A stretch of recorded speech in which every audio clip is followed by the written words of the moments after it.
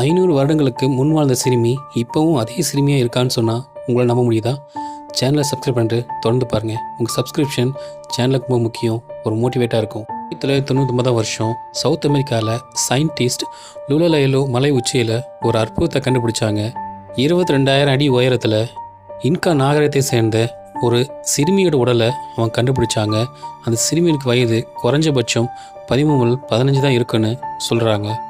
500 வருடம் பழமையான இந்த உடலில் இருக்க முகம், தோல், முடி எதுவுமே அழுகலை, அப்படியே பிரகாசமாக இருக்கிறதா இது மிகப்பெரிய மிஸ்ட்ரியாக இருக்குது.